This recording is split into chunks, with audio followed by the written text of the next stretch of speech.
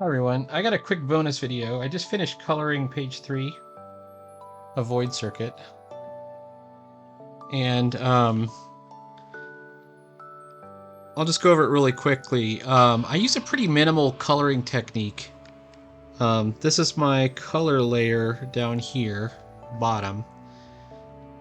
I have this yellow here because I couldn't figure out another way to separate it, so I have some kind of smudgy yellow to do this wash over here. And then I have, I don't know if you can see what's disappearing when I click on it. I have the shadow layer, which is a multiplied opacity of my darkest color on the palette, which is this orchid color right here. And I drop it to about, I don't know, 38% to do the, to do shadows. But that's not the actual secret of how it's done. Let me show you. You could color your comic any which way. What I've got is I have, okay, a couple of different things. I have a, let's see. I have Retro Supply Vintage newsprint right here. And I have like damaged and I have undamaged, but let's use some of the damaged right here. Now they give you this gigantic piece of paper. This is bigger than you'll need. The dimensions that I'm using for Instagram are, I believe they are 2160 by 2700 pixels. And you can look up like whatever the most optimal set of dimensions are for Instagram. Actually, and I got this damaged part on there. I'm not sure I want that, so let me take it back off. I kind of like this rip that's right here. So let's do another one. I'm going to import the same piece. But when you choose your, because they give you this giant piece, and I do want that rip, which is over here in the corner. Maybe I don't want the rip. I don't know. We'll see. I'm going over to canvas size settings, 2160 by 2700. And you can actually move your, what section of the paper you want. So if I don't want this damaged section over here, I could just kind of move it over here a little bit. Maybe I want this little dark area in the corner. The little dark area in the corner. Okay. Done. Alright, so now there's my my piece there. Now, I've got a couple other things I need to do. First of all, let me just check and make sure I'm doing this correctly. This is the old piece. Yep, I got to add it in there. So another Retro Supply thing I've been doing is the Risograph kit. And they give you like a couple of different options. But for us, we're going to go over the top of the entire thing. And we're going to make a new layer. And insert a file.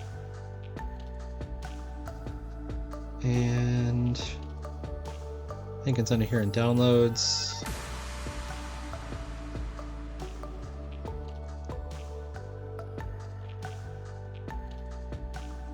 I'm looking for full page textures. I usually get the 100%. This is how they work. This is 100, 90, 80, 70. And what this is a degrading of color for risographs, but that's not how I'm going to use it. I'm really just using it, and you just paste it over the entire thing, so it's completely covered. So you can see it's an irregular pattern, right? And we could change the orientation of it. We can do all kinds of different things. We can stretch it. You put it on there, and then you change the type over here from N to screen. So you're using it as a screen. And what that should do, if you look in close, you can see now I've got some degradation going and some more vintagey look, especially on the black areas, on the blackout areas. So this gives it automatically a much more analog look. It's kind of like running your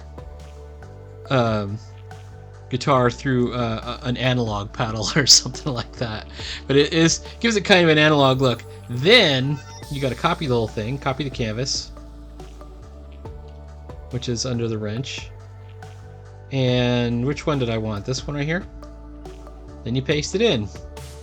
Boom. Now because I paste it in and it's transparent, I'm picking up the yellow color of the paper. And not only that, I can actually make some adjustments. They have two sections. They've got another screen up here to adjust the ink effects. I kind of like it where it is. It's just kind of like, how new is this comic? And then they have another one for the paper texture. Like how prevalent is the comic book texture. This looks really good to me. So I could just take this. Oh wait, there's still one last step. And I'm not 100% sure like which order I should be doing these steps exactly. But if you go over to the magic wand and choose halftone, this is where you got to be really careful. It probably looks fine right here. But to get the actual like the Ben-Day effect, go to about 2%. But you'll notice I'm still on 2%. I don't know if you can see that. It's I'm moving my finger around, and there is a setting on 2% that will look pretty good. And if you zoom in real quick, now you can see I've got Ben-Day dots everywhere. So even my yellow tones, and there you go. That starting to look like, you know, vintage comics. So basically that's what I do. I use the Retro Supply Paperboy Comic Edition, which is old comic newsprint. I also have been printing on newsprint. I've got some legitimately printed newsprint comics, like this one, which is Book of Ruin, and I printed on real newsprint, and I use my vintagey effect, and comes out great. It comes out looking exactly how I want it to look. You can still do your, you know, kind of the slick digital looking graphics look to it, but this to me feels really cool. All right, and then finally, once you're done with it,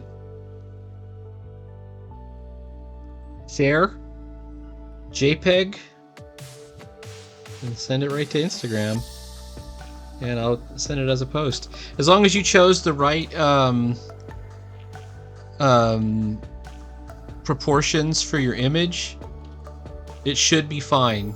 And I know that like Instagram wants square images. It will take a portrait style image, like a comic page, as long as you don't use an actual comic page's proportions. Use that 2760 by 21, or is it 2160 by 2700? 2160 by 2700 pixels. You can look it up. Just look up best proportions for Instagram. They'll show you what it is. All right, check out my Instagram at rabbitfighter13 if you want to read my comics.